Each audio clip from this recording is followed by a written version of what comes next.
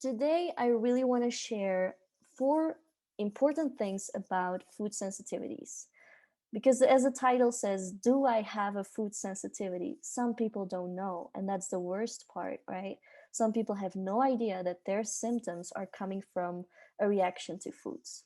So, four things we're going to talk about today. One is the difference between allergies, sensitivities, and intolerances, because there's a big difference. Secondly, what is really happening in the gut and the immune system anyway? Like, what is this about?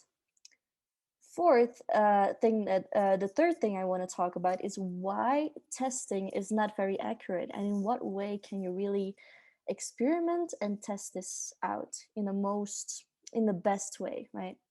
Then number four is the experiment that you can do with your body. So I'm guiding a group program after Easter with Diana, so that's why it's so great she stopped by to say hi. For those who want to know more, you can send us a message. We're gonna guide people through it in group, and we did it before. Um, to really, well, no, I'm gonna tell you more at the end. Because at first, I want to explain the difference between an allergy, intolerance, and a food sensitivity. So again, if you're watching, just say hi in the comments. I can't really see who's watching here. And if you have any questions, just tell me so that I can stop somewhere in the middle so that I can answer your questions. And I'm just going to try to go slow and not overload you with information. If you want to know more in the end, you can ask questions. I can send you more information privately. We can talk about it.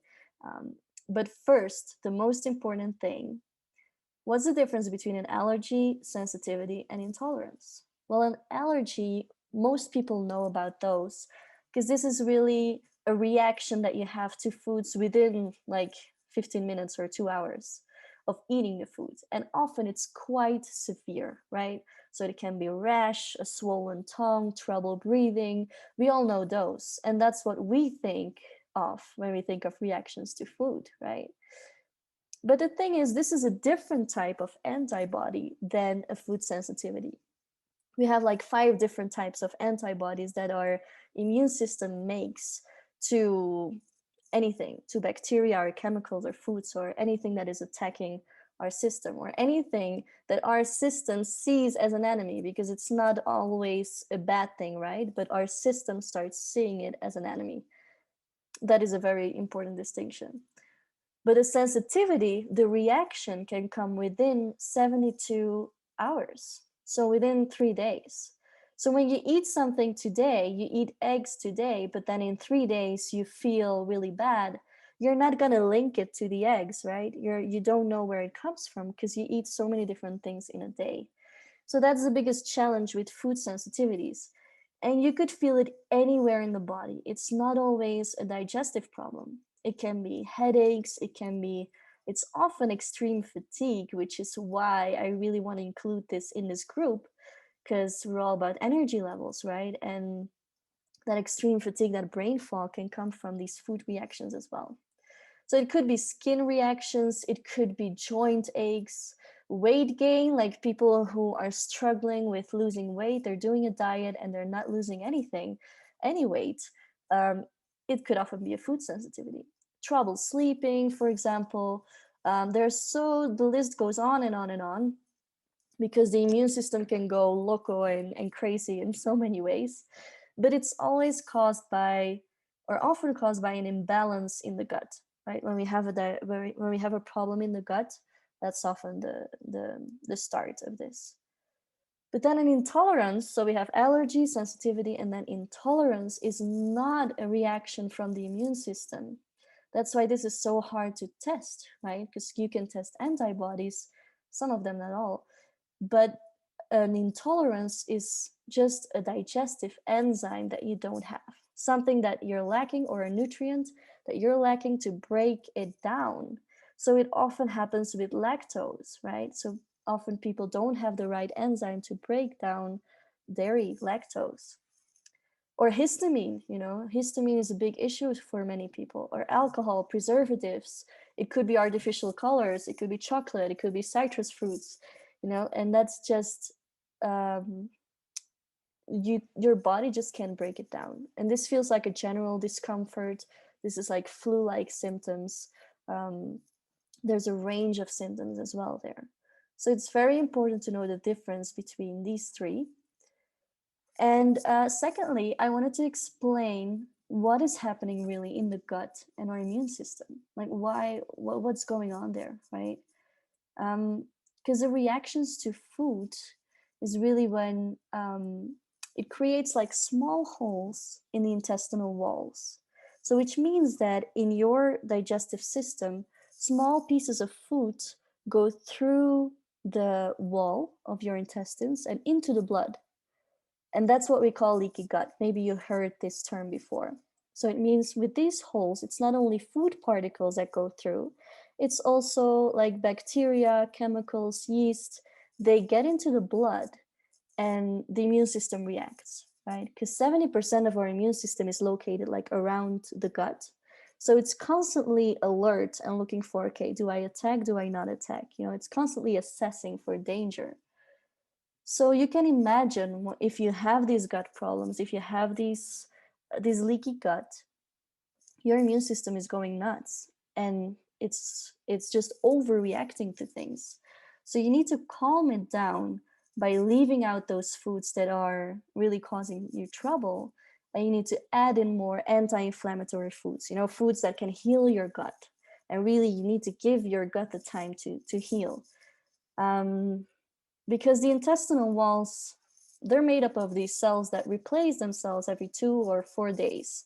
So really, that's why when people do a detox or something, they feel the difference so fast, because after a week, these cells are replaced and you can really heal your gut. The tissue gets stronger and healthier. So I hope I'm making sense there. Just let me know in the comments if you're with me still. Just say yes if you're with me. I see I see 3 people are watching here. I just want to make sure that I'm not going too fast and I'm just explaining the basics here of what this is really about, you know, when you have a food sensitivity. So the third topic is why testing is not accurate. I'm not going into detail there. I just want you to know that as we have 5 different types of antibodies, and as not every food reaction comes from the immune system, like, you know, from an intolerance, it could be just you're not able to break things down, right? You don't have the right enzymes. So it can come from so many places that it's really hard to get a good view on this, to have a test that really shows all of this. It doesn't really exist. So there's no perfect test, unfortunately. And the gut, it changes all the time. Antibodies, they are created and they die off, and enzymes maybe stop being created as well when you have other health issues. So it changes all the time. And to really get a clear picture, we love just doing tests and get a piece of paper with the answers, right? But when it's such a complex issue, the body is so complex that unfortunately this is not really possible. Just checking in here, Juliet says, one of my daughters keeps getting skin issues and I feel like it is due to a food sensitivity. It could very well be from a food sensitivity. So that's the skin reaction is very common. You know, often it's fatigue, it's the skin, it's joint aches, it's muscle aches. It can be so many things, even a runny nose. So that is very often due to leaky gut. And that's why when there are symptoms like these, like skin issues, the first place we look at is the gut and you see what is happening there. Juliet, I don't know if you investigated this area already. Uh, yes, all of those symptoms you see. So if you investigate this area, that's why it's so hard to go to a skin specialist for these things, right? Because if your problem is really in your intestines, in your bowels, well, you need to look there first. And that's why we need that whole approach, that functional medicine approach, right? So, what does help if it's not testing? Well, it's something that's called an elimination diet. And so people often get scared because they're like, oh, I need to leave out foods, you know? But what we really do is we want to calm down the immune system. We want to look at it as an experiment, as some sort of detox, and just eliminate these food groups for about 21 to 30 days to just calm down that that immune system, and then reintroduce them. Then just see what happens, you know? It's not that you have to leave them out forever, but you actually use your body as some kind of feedback, because that's the best way of testing, really. It's just you need to feel it, but you need to leave it out for a while and then introduce it again in order to really feel the reaction of your body. So we will do this with a group. Diana has been guiding many groups already with this, and I'll be guiding her next one after Easter. So I assisted her 2 times, and we've been guiding these groups to really prepare them. So there's a preparation time, and that will start on the 24th of March. And then right after Easter, as a group, we will start eliminating, you know, and we will start that period of we will support each other, make sure you get enough nutrients, track your symptoms, and guide you through also the reintroduction period. So it's super powerful doing this in group because it's quite, you need those accountability partners, right? It's quite an experiment. And sometimes people who eat bread all the time, for example, it will be very hard for them to leave out these foods. So we focus on the healing foods, right? It's like a detox, and we provide a whole list of foods that you can eat so that you focus on the yes list, right? And not on the no list. And you give your immune system a rest, and now you really just leave 3 days in between every food that you introduce. And that's how you can really listen to your body and to your body's feedback. So often it's about gluten, dairy, peanuts, soy, eggs. Those are the most common ones, caffeine and sugar as well. You can go all out like I did. I must say, when I did this 2 years ago, uh, I did a very extreme version of this because I like to do all or nothing. And it was a good experiment to now be able to guide other people through it. Or other people just choose to go for gluten, dairy, and eggs to start with. Could be like a plan B, for example. So start with whatever you are ready for and let us guide you through that, right? So in the group, we share recipes, we share tips. I'm good at creating very fast options because I don't really have a lot of patience in the kitchen. Um, and even when you react badly to a food, what I wanted to say about that is that it's not forever, right? Like I said, the body changes, antibodies, they change, but you need to be conscious and leave it out for a while before you can really test it out. You can really see what amount can I really tolerate and what is too much. What amount can give you, for example, those skin reactions, like you said, Juliet. The doctor said it was eczema and it wasn't. You know, that's often the problem when a doctor doesn't really have time to dig deep, to go deeper into the root cause of what's going on. Then they will just say, no, it's just that, or oh, you just have eczema, or it's just a skin reaction. But when you think about it, that eczema shouldn't be chronic, right? So when I cut gluten, egg, sugar, it made a huge difference in my body. Oh, good, good, good. Are you still cutting those out, Juliet? Gluten, eggs, and sugar. Really good. Did you find out through an elimination diet, or what was it like for you? You know, how did you find those? Because for me, for example, when I did an elimination diet, I had some underlying gut issues still. I had like bacterial overgrowth that I needed to deal with first. And so my feedback from my body was a bit confusing, but that's how I knew that I needed to dig deeper, you know? So I didn't know eggs was a problem until I really left them out. And I'm still leaving them out because I just feel way better without them, right? Um, so we're gonna start the preparation week on 24th of March. And if you're interested in joining, just send me a message. I'll send you all the information. There will be a closed Facebook group to support each other. There will be instruction videos, food lists, sessions over Zoom, and also another person from your household can join for free, can join with you, because that's really important that your family's with you, right? Or your partner is with you, or maybe you can do it with a friend, right? So that you can inspire each other.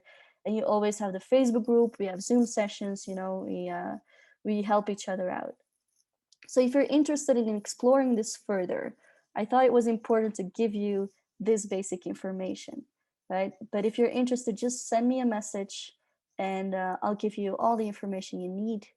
Juliet says, I had tummy issues and the doctor put me on meds, so I went to a naturopathic doctor to eliminate. Great. I eat a little of these foods now, but not regularly. That sounds great. Good, good, good. I did the same with gluten. So now I eat it sometimes, not regularly, and then I found the amount that my body can tolerate, right? So if you're interested in joining, Julia, you did it before, but maybe for your daughter, that might be a good idea. Diana is there as a functional medicine expert. I am there as your coach, and together we're just gonna guide people through it. And we haven't published it yet, but I wanted my Healthy High Achievers to be the first to know. So let's explore this further. It's worth doing the experiment, even when you're not sure if your fatigue or your headaches or your joint aches are from the food you're eating. There are many functional medicine practitioners or naturopaths that won't help their patients or won't receive patients if they haven't done an elimination diet first. Because when you do this first, this is really the first step, then you can already like rule out some things and get rid of some symptoms, and then we can dig a little deeper, right? Diana's back for a little while and happy to help with questions. That's awesome. People who are going to watch the replay as well, everyone can just post their questions in the comments here. And Diana's there, I'm there to answer, and I'll be happy to help you further with this, people. So have a really nice week and take awesome care, Achievers. Bye.